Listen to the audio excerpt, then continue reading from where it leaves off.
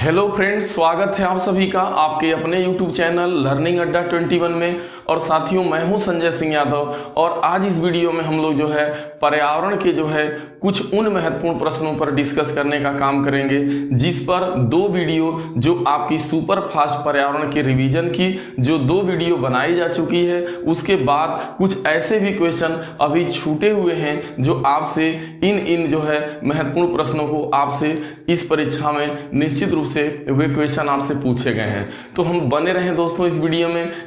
इस वीडियो में जो भी क्वेश्चन लिए गए हैं ये काफी महत्वपूर्ण और यूनिक क्वेश्चन हैं। दोस्तों, यदि आप हमारे चैनल पर नए हैं तो प्लीज कृपया करके आप हमारे चैनल को सब्सक्राइब कर लें। इस वीडियो में जो है काफी महत्वपूर्ण ये वीडियो होने वाला है। यदि आप अंत तक बने रहे तो वाकई ये आप कहेंगे कि इसमें जो भी क्वेश्चन लिए गए हैं ये वाकई निश्चित रूप से जो है पर्यावरण से संबंधित जो परीक्षा होती है उसमें आपसे जो है खास करके जहां तक बात अगर यूपी टेट की जाए तो निश्चित रूप से आपसे वहां से प्रश्न पूछे गए हैं। तो चलिए हम लोग सीधा बात करते हैं पहले क्वेश्चन पे।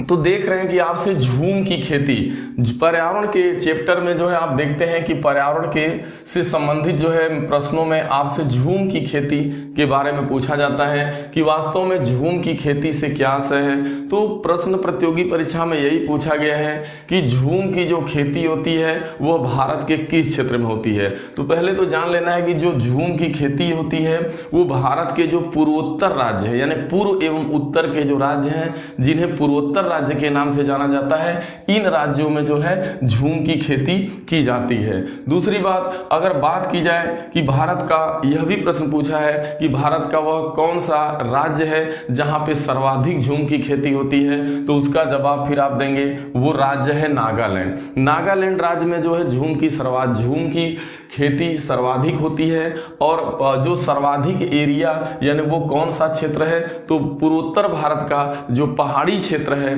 वहां उन सारे क्षेत्रों में, भारत के पूर्वोत्तर राज्यों के पहाड़ी क्षेत्रों में जो है झूम की खेती की जाती है। अब प्रश्न ऐसा आता है कि झूम की खेती से क्या आशय है। तो देखिए, जो झूम की खेती है ना, ये भारत में बहुत ही प्राचीन जो है प्रचलित एक पद्धति है। झूम की खेती में क्या होता है कि वनों एवं जंगलों की कटाई को करके उसे जो है जला दिया जाता है और उसे कृषि योग्य भूमि बना करके खेती किया जाता है। जब वह भूमि अनुपजाऊ होती है तो पुनः उस भूमि को छोड़ करके फिर अन्य स्थान पर यह प्रक्रिया शुरू जो है कर दी जाती है। और खास करके यह जो झूम की खेती है यह पूर्वोत्तर भारत के पहाड़ी क्षेत्रों में जो है की जाती है, जो पहाड़ी जो क्षेत्र आपके हैं। अब मैं बात करता हूं कि वो पूर्वोत्तर भारत के कौन कौन से राज्य हैं। तो सर्वाधिक जो राज्य जहां पे झूम की खेती होती है वो नागालैंड बता दिया गया। इसके अलावा जो है नागालैंड हो गया, अरुणाचल प्रदेश हो गया, मेघालय हो गया, असम, यानी नागालैंड, अरुणाचल प्रदेश, मेघालय, असम के पहाड़ी क्षेत्रों में झूम की खेती की जाती है। और यह भी पूछा गया क्वेश्चन है कि किस खेती को स्थानांतरणीय कृषि के नाम से जाना जाता है। तो आपको ध्यान में रखना है, क्योंकि आप देख रहे हैं कि जब भूमि अनुपजाऊ हो जाती है तो उस स्थान को छोड़ करके फिर अन्य स्थान पर जंगलों की कटाई करके फिर उसे जला करके कृषि, यानी वह स्थान चेंज कर दिया जाता है। तो इसीलिए इसे स्थानांतरणीय कृषि के भी नाम से जाना जाता है। इसे काटना और जलाना कृषि के भी नाम से जाना जाता है, या इसे बुश फेलो कृषि के भी नाम से जाना जाता। तो इन सभी चारों नामों से यदि कभी भी किसी भी तरीके का घुमा के आपसे क्वेश्चन पूछा जाए झूम की खेती से संबंधित, तो आप, चूंकि यह प्रश्न बहुत बार पूछा गया है कि झूम की खेती भारत के किन क्षेत्रों में, किस क्षेत्र में की जाती है, तो पूर्वोत्तर भारत में की जाती है, पूर्वोत्तर भारत के पहाड़ी क्षेत्रों में। चलिए अब बात करते हैं हम लोग जो है मिश्रित खेती की। तो बात जब मिश्रित खेती से आता है कि भारत में जो कृषि की जाती है वो सामान्यतः कौन सी कृषि की जाती है, तो भारत के अंदर जो सामान्यतः जो कृषि की जाती है वो मिश्रित खेती की जाती है, यानी मिश्रित खेती के नाम से जाना जाता है। अब वास्तव में मिश्रित खेती है क्या? फसल उत्पादन के साथ साथ जब पशुपालन या डेयरी पालन किया जाता है तो उसे ही जो है मिश्रित खेती के नाम से जाना जाता है। कहने का मतलब फसलों के उत्पादन के साथ यदि आप फसल फसल उत्पादन के साथ साथ पशुपालन भी कर रहे हैं, तो उस प्रकार जो पशुपालन कर रहे हैं या डेयरी उद्योग चला रहे हैं, तो इस प्रकार की जो खेती की जाती है वह मिश्रित खेती होती है। और भारत में यही मिश्रित खेती, भारत में अपनाई जाने वाली जो पद्धति है उसमें आपका मिश्रित खेती पद्धति ही है। भारत में अधिकांशतः जो है मिश्रित खेती पद्धति को ही अपनाया गया है। चलिए ये चीज समझ में आ गई। आगे आपने सुना होगा, यह भी क्वेश्चन आपसे पूछा गया है कि समोच्च खेती या कंटूर फार्मिंग क्या है, यानी कंटूर विधि द्वारा जो खेती की जाती है वह किन क्षेत्रों में की जाती है, कहाँ की जाती है, कैसे की जाती है। तो देखिए इसको समोच्च खेती या इसी को कंटूर फार्मिंग भी कहा जाता है, यानी कंटूर विधि द्वारा खेती करना। तो देखिए ढाल के विपरीत कंटूर रेखा पर खेती करना, यानी ढाल के विपरीत कुछ इस तरीके से जो है भूमि को समतल बना करके जब उस पर खेती की जाती है तो उसे हम जो है कंटूर फार्मिंग के नाम से जानते हैं। और इस विधि द्वारा खेती पहाड़ों पर की जाती है। तो यह प्रश्न प्रतियोगी परीक्षा में ऐसे घुमा के पूछा गया है कि कंटूर विधि द्वारा जो खेती की जाती है वो किस क्षेत्र में की जाती है, कहाँ की जाती है। तो कंटूर विधि द्वारा जो खेती की जाती है वो पहाड़ों पर की जाती है, ये याद रखना है। अब आपने सुना होगा सीढ़ीदार खेती या सीढ़ीदार कृषि जो है कहाँ की जाती है। तो आपको पता है जो सीढ़ीदार खेती होती है वो अधिक ढाल भूमि पर, यानी जो बहुत ज़्यादा ढालुआ भूमि होती है उसे क्या किया जाता है कि सीढ़ी नुमा, जैसे सीढ़ी है तो सीढ़ीदार बेड बना दिया जाता है, मतलब उसको कई हिस्सों में समतल करके और सीढ़ी टाइप का कई हिस्सों में समतल करके खेती की जाती है। तो यह भी पूछा गया क्वेश्चन है कि सीढ़ीदार जो कृषि है वो कहाँ की जाती है। तो अधिक ढाल भूमि पर ढाल की सीढ़ी नुमा, यानी जो अधिक ढाल भूमि होती है उसमें ढाल बहुत ज़्यादा होता है, उस ढाल को सीढ़ी नुमा परिवर्तित करके कई भागों में बेड बना करके जो है खेती की जाती है, तो वह सीढ़ीदार। तो सीढ़ीदार खेती भी कहाँ की जाती है, पहाड़ी क्षेत्रों में ही की जाती है। और वह खास करके असम एवं हिमालय का जो पहाड़ी ढलान है, यानी हिमालय का जो पहाड़ी ढाल है, हिमालय के पहाड़ी ढाल में एवं असम में जो है सीढ़ी नुमा या सीढ़ीदार खेती की जाती है, सीढ़ी नुमा कृषि। ठीक है, अब बात होती है कार्बनिक खेती की, यहाँ से भी क्वेश्चन पूछा गया है।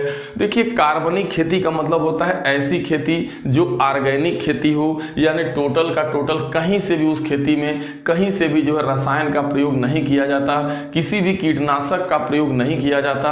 अगर कीटनाशक का प्रयोग भी किया जाता है तो वह कीटनाशक भी जैविक ही होता है। तो इस प्रकार की जो खेती होती है वह कार्बनिक खेती या जैविक खेती के नाम से जानी जाती है, जहाँ बिल्कुल जो है रसायन का एकदम बिल्कुल प्रयोग होता ही नहीं है। तो इस खेती को जो है कार्बनिक खेती या जैविक खेती का नाम दिया जाता है। इसी खेती को एक और नाम से कहते हैं सुसंगत कृषि, और एक आगे है इसी को हम लोग पारिस्थितिकी कृषि के भी नाम से जाना जाता है। पारिस्थितिकी कृषि क्या है, तो कार्बनिक खेती को कहते हैं यानी जैविक खेती को कहते हैं, उसी को सुसंगत कृषि भी कहा जाता है।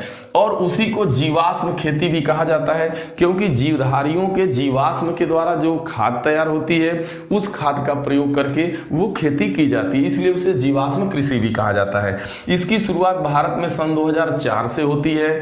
और एक चीज ध्यान रखना है कि भारत का वो पहला राज्य कौन है जो पूर्णतः आज के डेट में भारत का वो कौन सा राज्य है जो पूर्ण रूपेण जो है जैविक राज्य घोषित किया गया है। तो भारत का मात्र एक पहला राज्य है सिक्किम है जो पूर्ण रूप से जो है जैविक राज्य की संज्ञा दी गई उसको, क्योंकि वहाँ पे जो भी कृषि की जाती है, जो भी आपकी फार्मिंग की जाती है वो पूर्णतः जो है जैविक होती है, कार्बनिक होती है, रसायन का बिल्कुल प्रयोग नहीं। तो यह पूछा गया क्वेश्चन है कि भारत का पहला जैविक राज्य कौन है, तो आप सिक्किम को।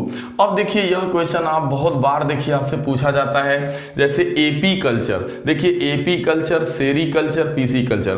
देखिए एपी कल्चर के अंतर्गत क्या होता है, तो जो एपी कल्चर जो आपका साइंस है, जो विज्ञान है, उस एपी कल्चर के अंतर्गत मधुमक्खी पालन का अध्ययन किया जाता है। तो आता है एपी कल्चर का संबंध किससे है, तो आप बताएंगे मधुमक्खी पालन से है। हालांकि ए आ रहा है आपका, एपी में सबसे पहले ए आ रहा है, तो ए के बाद कौन अक्षर आता है आपका, बी आता है। अब बी माने मधुमक्खी, तो ऐसे भी दिमाग पर याद रख सकते हैं, या आप एपी कल्चर का संबंध मधुमक्खी पालन से, एपी का ए और फिर बी, बी का मतलब बी, बी माने मधुमक्खी या मक्खी से मतलब है, तो आप दिमाग लगा सकते हैं। देखिए सेरीकल्चर, तो सेरीकल्चर में क्या होता है, रेशम कीट पालन किया जाता है। तो यह भी बहुत बार पूछा गया है, सेरीकल्चर, री से रेशम, तो इतना ध्यान देना है, सेरी रेशम, सेरी रेशम। थोड़ा सा आप अपने दिमाग से कुछ भी अगर इसको क्लियर करना चाहते हैं तो आप अपने माइंड से इसको कुछ माइंड में इसका माइंडसेट बना लीजिए। जैसे सेरीकल्चर है तो री से रेशम हो गया आपका, तो सेरीकल्चर का संबंध रेशम कीट पालन से है। पीसी कल्चर, देखिए पीसी कल्चर का संबंध मत्स्य पालन से, पीसी कल्चर में मत्स्य पालन किया जाता है, यह भी बहुत बार पूछा गया है। अब जैसे पीसी, तो पी के बाद क्या आता है, पीसी है, तो अब अपने दिमाग से कुछ भी, लेकिन पीसी कल्चर का संबंध मत्स्य पालन से, ये याद रखना। अब देखिए बहुत ज्यादा माइकोलॉजी, फाइकोलॉजी, देखिए जो माइकोलॉजी है ना वो कवक का अध्ययन किया जाता है, माइकोलॉजी में कवक का अध्ययन किया जाता है, फाइकोलॉजी में शैवाल का अध्ययन किया जाता है, माइकोलॉजी, फाइकोलॉजी। अब इसके बाद देखिए आपका पूछा गया है कई बार विटीकल्चर, तो व्यापारिक रूप से जो अंगूर का उत्पादन किया जाता है, यानी अंगूर के उत्पादन का अध्ययन जो व्यापारिक दृष्टिकोण से किया जाता है, वही आपका विटीकल्चर। तो विटीकल्चर का संबंध अंगूर उत्पादन से है। अब देखिए बहुत बार आता है हार्टिकल्चर, हार्टिकल्चर साइंस, तो हार्टिकल्चर में देखा जाए तो फल हो, सब्जी हो एवं पुष्प, देखा जाए तो तीनों का कंबाइंड अध्ययन किया जाता है। तो हार्टिकल्चर के अंतर्गत फल, सब्जी एवं पुष्प तीनों का अध्ययन किया जाता है, और इसी को उद्यान विज्ञान भी कहा जाता है। यानी हार्टिकल्चर का मतलब हुआ उद्यान विज्ञान, और फूलों, सब्जियों का, पुष्पों का अध्ययन किया जाता है। अब देखिए सिल्वीकल्चर, तो सिल्वीकल्चर में ये होता है कि जितनी जो है काष्ठ वाली लकड़ियां हैं, यानी जिसके द्वारा आपका जो है काष्ठीय जो पेड़ होते हैं, जिसके द्वारा लकड़ी तैयार की जाती है, तो उनके या उन्हीं का संरक्षण एवं संवर्धन करना जो है सिल्वीकल्चर के अंतर्गत आता है। सिल्वीकल्चर में क्या होता है, वनों के संरक्षण एवं संवर्धन पर काम किया जाता है। समझ रहे हैं, वनों का संरक्षण एवं संवर्धन पे काम किया जाता है। वनों में अधिकांशतः जो लकड़ियां होती हैं वो काष्ठीय होती हैं, लकड़ी उत्पादन के तौर पे ही देखी जाती हैं। सिल्वीकल्चर में काष्ठीय पेड़ों के संरक्षण या संवर्धन किया जाता है, या वनों के संरक्षण एवं संवर्धन की बात होती है। अब फ्लोरिकल्चर भी कई बार पूछा गया है, फ से फ्लोरी हो गया, अब फ से फ्लावर होता है। फ्लोरिकल्चर का संबंध फूलों की खेती से है, ये नहीं भूलेगा आपको, आसान है, फ्लोरिकल्चर फूलों की खेती। अब देखिए फलों का उत्पादन भी कई बार पूछा गया है, तो फलों का उत्पादन जो है पोमोलॉजी के अंतर्गत किया जाता है। पोमोलॉजी का संबंध, अब देखिए ना, पोमोलॉजी का संबंध जो है वो फल उत्पादन से है। और ओलेरीकल्चर, तो ध्यान देना है, एक चीज और ध्यान देना आपको, देखिए ध्यान देना है, पोमोलॉजी हो गया अब आपका। अब जरा ध्यान देना है, एक चीज जो हम लोगों का छूट रहा है वो आपका है यहाँ पे वर्मी कल्चर। तो वर्मी कल्चर का जो संबंध होता है वो आपका केचुआ उत्पादन से होता है। तो ये जो भी आपने देखा, AP culture, sericulture, PC culture, mycology, phycology, viticulture, horticulture, silviculture, floriculture, pomology, ये बहुत ज्यादा आपसे पूछा गया है। अब इसके बाद देखते हैं, चलते हैं हम लोग नगदी फसल। ये देखिए नगदी फसल में आता है कि निम्न में कौन नगदी फसल है, निम्न में कौन नगदी फसल नहीं है। तो देखिए कुछ ऐसी फसलें तैयार की जाती हैं जो व्यापारिक दृष्टिकोण से तैयार की जाती हैं, यानी व्यापारिक दृष्टिकोण का मतलब कैश क्राफ्ट, उसी को कैश क्राफ्ट, यानी उसको तैयार करने का उद्देश्य ही होता है कि उसका विक्रय करना जो है, जैसे आपका जूट हुआ, कपास हो गया, तंबाकू हो गया, गन्ना हो गया, चाय है, काफी है, रबर, ये ऐसी फसलें हैं जो व्यापारिक दृष्टिकोण से तैयार की जाती हैं। तो ऐसी फसलों को नगदी फसलें कहा जाता है। अब जैसे गन्ना भी आपका नगदी फसल है, तंबाकू, चाय, कॉफी, रबर, जूट, कपास। अब देखिए इन्हीं नगदी फसलों में कुछ बागानी फसलें भी होती हैं, यानी बागानी फसलें का मतलब प्लांटेशन, आपकी जो क्रॉप्स है, तो ये प्लांटेशन क्रॉप्स का मतलब हुआ बागानी फसलें। तो बागानी फसलों में आपका यही आपका नारियल है, सुपारी है, काजू है, चाय है, काफी है, रबर। तो ये जो आप देख रहे हैं नारियल, सुपारी, चाय, काफी, रबर, ये सारी बागानी फसलें हैं जो बागान बना करके बागानी तौर पे ये बागानी फसलों में इनकी गणना होती है। तो नकदी फसल बहुत ज़्यादा पूछा जाता है। नकदी फसल, निम्न में कौन नकदी फसल है, निम्न में कौन नकदी फसल नहीं है, तो आपको अच्छे से पता होना चाहिए। अब इसमें आपका दे दिया गेहूं, दे दिया आपका, जैसे गेहूं है, गन्ना है, और उसी में आपका आलू है और प्याज है। तो इसमें जो गन्ना है वो नकदी फसल है। ठीक है, चलिए आगे बढ़ते हैं। अब यहाँ पर हम कुछ जो है नकदी फसलों के विश्व में उनके उत्पादन की बात करेंगे और भारत की। तो देखिए, जब चाय की बात की जाती है तो पूरे विश्व में चाय उत्पादन सर्वाधिक चीन में होता है, उसके बाद दूसरे नंबर पे भारत में होता है। यानी चाय सर्वाधिक चीन में उत्पादित किया जाता है, विश्व में चीन एवं दूसरे नंबर पे भारत है। और अगर बात की जाए भारत में सर्वाधिक चाय का उत्पादन कहाँ किया जाता है, तो वो आपका असम राज्य है और पश्चिम बंगाल। कहने का मतलब आपको असम तैयार रखना है कि भारत में सर्वाधिक चाय का उत्पादन करने वाला राज्य पूछा गया है तो आप बताएंगे असम है। और ग्रीन गोल्ड चाय जो है ना, एक ग्रीन गोल्ड जो चाय है या ग्रीन गोल्ड जो है ना, यह चाय की जो है मुख्य जो है प्रजाति मानी जाती है। तो ग्रीन गोल्ड क्या है यह भी पूछा गया है, तो उसमें आप बताएं, आप टिक करेंगे चाय की मुख्य प्रजाति है। अब बात करते हैं हम लोग तंबाकू। तो तंबाकू का सर्वाधिक जो है उत्पादन एवं उपभोग करने वाला पूरे विश्व में आपका चीन है। तो पूरे विश्व में अगर बात की जाए तो चीन है, उत्पादन भी करता है और उपभोग भी करता है सबसे ज्यादा। और अगर भारत की बात की जाए तो सर्वाधिक तंबाकू उत्पादन करने वाला अगर भारत की बात की जाए तो आंध्र प्रदेश है, उसके बाद गुजरात। यानी चाय में आपका असम है, तंबाकू में आपका आंध्र प्रदेश है। अब बात रबर की करते हैं। रबर भी कई बार पूछा गया। तो पूरे विश्व में रबर का उत्पादन करने वाला जो देश है वो थाईलैंड है। और लेकिन भारत में सर्वाधिक रबर जो होता है वो केरल राज्य में होता है, केरल, उसके बाद तमिलनाडु। तो प्रथम स्थान पे आपका केरल है। अब बात गन्ना की करते हैं। तो पूरे विश्व में गन्ना उत्पादित करने वाला जो राज्य है वो आपका ब्राजील है, फिर दूसरे स्थान पे भारत आता है। लेकिन अगर भारत में बात किया जाएगा तो सर्वाधिक गन्ना उत्पादित करने वाला राज्य आपका क्या है, उत्तर प्रदेश। क्योंकि उत्तर प्रदेश जो है वो सर्वाधिक गेहूं का भी उत्पादन करता है देखा जाए। और उसके बाद में देखिए सर्वाधिक अनाज का उत्पादन करने वाला राज्य पूरे भारत में उत्तर प्रदेश ही है। सर्वाधिक अनाजों की बात की जा रही है, अनाज में सब अनाज आ जाएंगे। अब उसमें बात अगर गेहूं की जाए, गन्ना की जाए, आलू की जाए, तो इन तीनों में जो उत्तर प्रदेश है वह आपका प्रथम स्थान पे है। और तो गन्ना में उत्तर प्रदेश प्रथम स्थान पे है और महाराष्ट्र आपका द्वितीय स्थान पे है। बात जूट की करते हैं। तो जूट देखिए पूरे विश्व में भारत जूट उत्पादन करने वाला प्रथम देश है। और बात करें राज्य की तो पश्चिम बंगाल, जूट का उत्पादन सर्वाधिक पश्चिम बंगाल में होता है। कपास की बात करें तो सर्वाधिक कपास का उत्पादन भारत में ही होता है। और वह भी राज्य की बात की जाए तो कपास की खेती आपको पता है महाराष्ट्र में होती है। और कपास की जो खेती होती है वो काली मिट्टी में की जाती है। काली मिट्टी का संबंध यानी काली या कपासी, तो काली मिट्टी में जो है कपास की खेती की जाती है और वो सर्वाधिक कपास पैदा करने वाला राज्य महाराष्ट्र है। अब बात चावल की करते हैं। तो अगर चावल की बात की जाए तो पूरे विश्व में चावल उत्पादन करने वाला चीन है, उसके बाद दूसरे नंबर पे भारत है।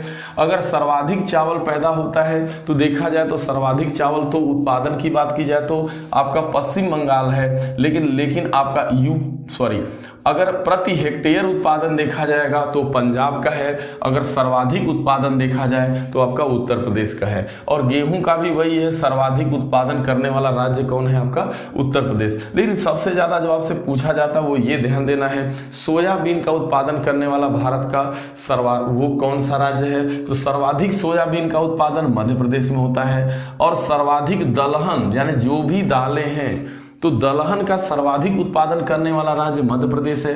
सोयाबीन का उत्पादन भी सर्वाधिक मध्य प्रदेश में ही होता है। अब मूंगफली की बात की जाए तो मूंगफली का उत्पादन सर्वाधिक गुजरात करता है। आलू का कई बार पूछा है कि आलू का उत्पादन भारत में करने वाला वो राज्य कौन है जहां पे सर्वाधिक आलू उत्पादित होता है, तो आपका उत्तर प्रदेश सर्वाधिक आलू का उत्पादन करता है।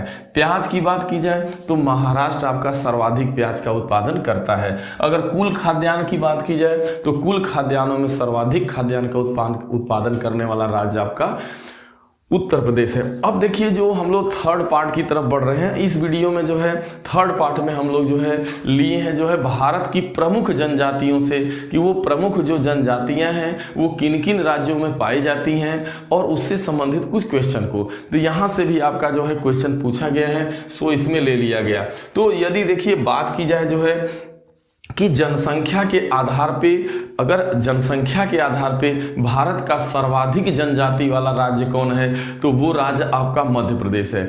मध्य प्रदेश एक ऐसा भारत का राज्य है जहां सर्वाधिक जनजाति आबादी पाई जाती है। अगर प्रतिशतता की बात की जाए कि प्रतिशतता के हिसाब से भारत का वो राज्य कौन सा है जहां पे सर्वाधिक जनजातियां हैं, तो वो प्रतिशतता के हिसाब से अगर आप बात करेंगे तो आपका जो भारत में प्रतिशतता की बात करेगा तो मिजोरम है। आबादी की बात है सर्वाधिक आबादी वाला तो मध्य प्रदेश। अगर प्रतिशतता के हिसाब से अधिक आबादी कहाँ रहती है तो आपकी मिजोरम राज्य में रहती है।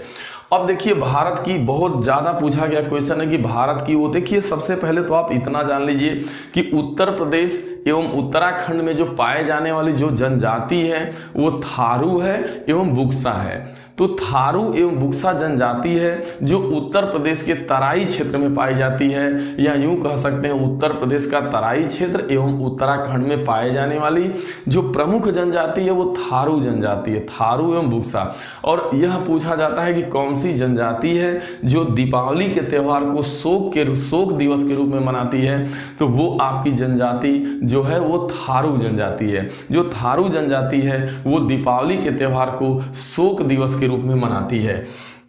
तो ये चलिए पता चला भारत की सर्वाधिक आद्य जनजाति। चलिए तो यहाँ पे पता चला थारू जनजाति जो है वो उत्तर प्रदेश उत्तराखंड में पाई जाती है। यह किरात वंश से संबंधित है। संयुक्त परिवार, मतलब ये इनका जो परिवार होता है वो संयुक्त परिवार होता है और दीपावली को शोक दिवस के रूप में मनाते हैं।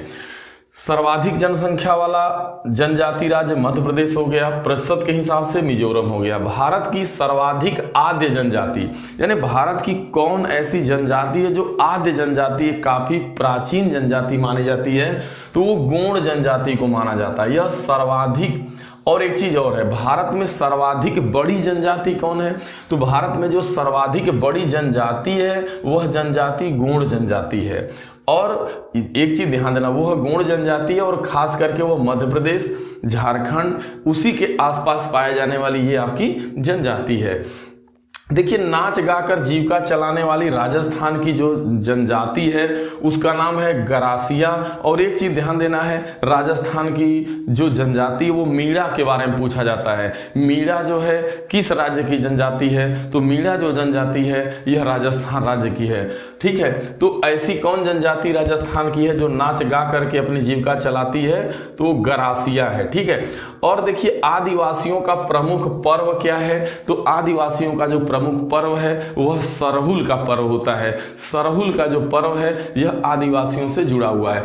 अब यहाँ पर हम लोग कुछ जो है प्रमुख जनजातियों के बारे में जानेंगे जो परीक्षा में यहाँ से भी क्वेश्चन आया है। जैसे यह पूछा है कि बकरवाल या गद्दी जनजाति कहाँ से है, तो जो बकरवाल जनजाति होती है ये बकरवाल जनजाति या गद्दी जो जनजाति है वह जम्मू कश्मीर राज्य से संबंधित है। तो गद्दी के बारे में और बकरवाल दोनों के बारे में पूछा गया है।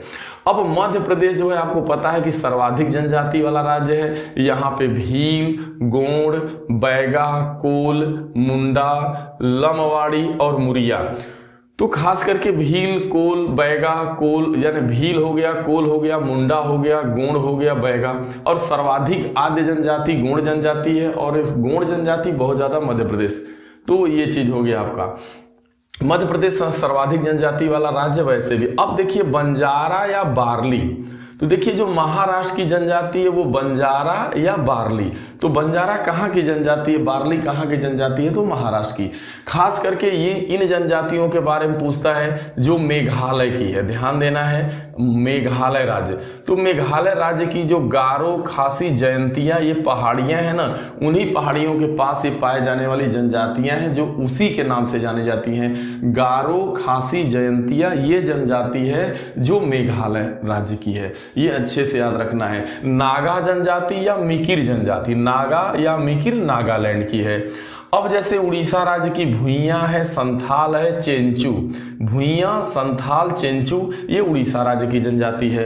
राजस्थान राज्य की जो सर्वाधिक जनजाति जो बहुत पूछता है वो मीणा है, सहरिया है, सहरिया जनजाति के बारे में, सहरिया है, कोली है, भील है, गरासिया है और बंजारा। गरासिया के बारे में मैंने अभी बताया कि जो गरासिया जनजाति है वो नाच गा करके अपना जीवन यापन करती है।